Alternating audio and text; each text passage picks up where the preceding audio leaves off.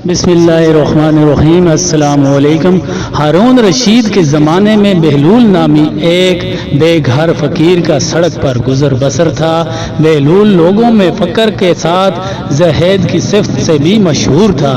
एक दिन हारून रशीद का शिकार से वापसी पर इस सड़क पर गुज़र हुआ जहाँ बहलूल सोया करता था। शाम का वक्त था और सख्त सर्दी का मौसम था।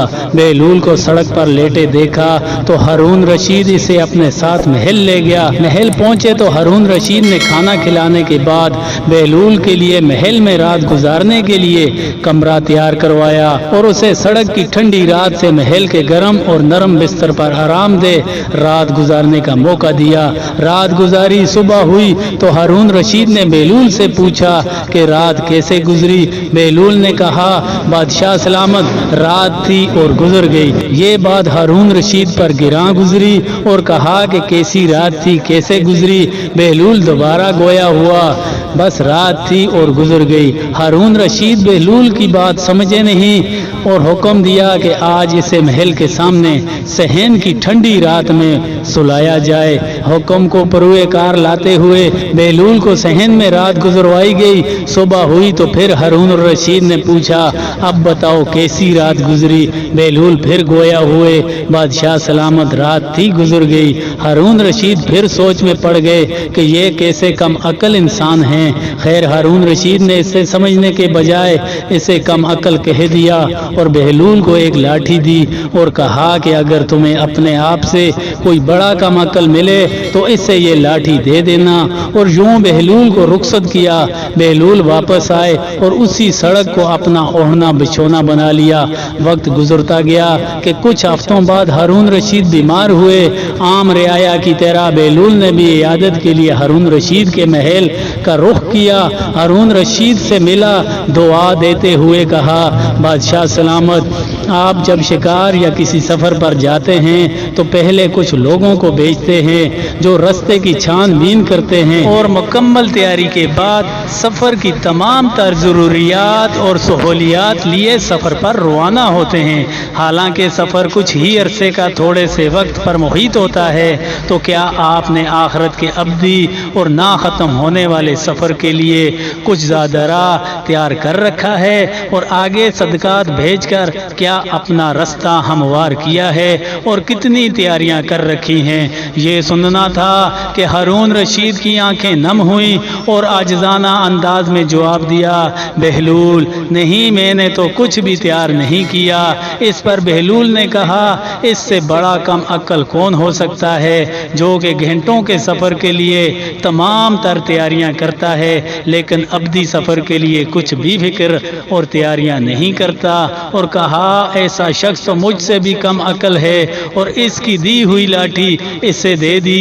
हारून रशीद ने रोते हुए लाठी ली और कहा कि बहलूल, वाकई मैं बहुत कम अक्ल हूँ, मैं बहुत कम अक्ल हूँ। अल्लाह ताला फरमाते हैं, मफ़हूम है, और जिसने आखिरत का इरादा किया और इसके लिए कोशिश की जो इसके लायक कोशिश है, जबकि वो मोमन हो तो यही लोग हैं जिनकी कोशिश हमेशा से कदर की हुई है। इस आयत का अमली मुज़ाहिरा सहाबा किराम रज़वानुल्लाह अलैहिम अजमईन की सीरत मुख्तारा से मिलता है। वो आखिरत पर कामिल ईमान रखते, इसलिए आखिरत के लिए तैयारी करते जैसे आखिरत के लिए मुनासिब तैयारी करनी चाहिए। माली, बदनी और कौली तमाम तर आबादात का हक अदा करते।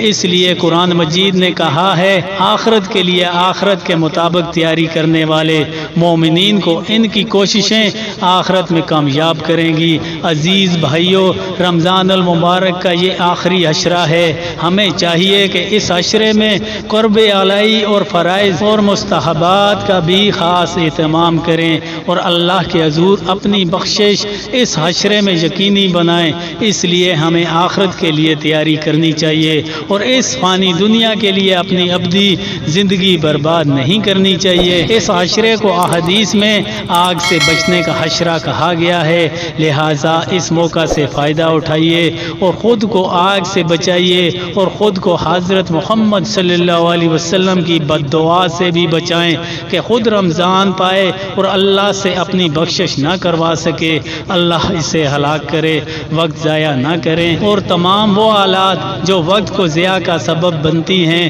ان سے کنارہ کشی اختیار کریں۔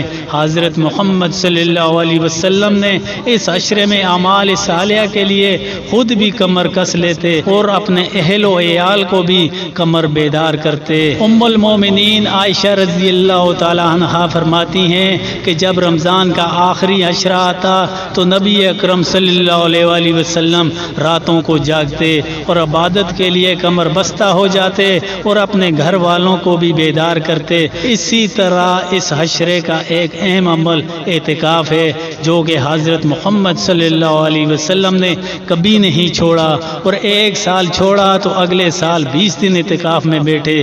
اس کی فضیلت کے بارے میں آتا ہے کہ ایک دن اعتکاف کرنے والے سے اللہ اس معتکف اور جہنم کے مابین 3 خندق کا فاصلہ حائل کرتا ہے، اور ایک خندق کی مسافت زمین سے آسمان جتنی ہوگی۔ مجھ سے محمد بن سلام نے بیان کیا، انہوں نے کہا ہمیں عبیدہ بن سلیمان نے خبر دی، انہیں ہشام بن عروہ نے، انہیں ان کے والد عروہ بن زبیر نے، اور انہیں ام المومنین عائشہ صدیقہ رضی اللہ تعالی عنہا نے کہہ دی کہ نبی کریم صلی اللہ علیہ وسلم رمضان کے آخری عشرہ میں اعتکاف کرتے اور فرماتے کہ رمضان کے آخری عشرہ میں شب قدر کو تلاش کرو۔ نبی کریم صلی اللہ علیہ وآلہ وسلم نے ارشاد فرمایا، جو شخص اپنے کسی مسلمان بھائی کے کام کے لیے چلتا ہے اور اس میں بڑھ چڑھ کر حصہ لیتا ہے، اس کا یہ عمل 20 سالوں کے اعتکاف سے افضل ہے۔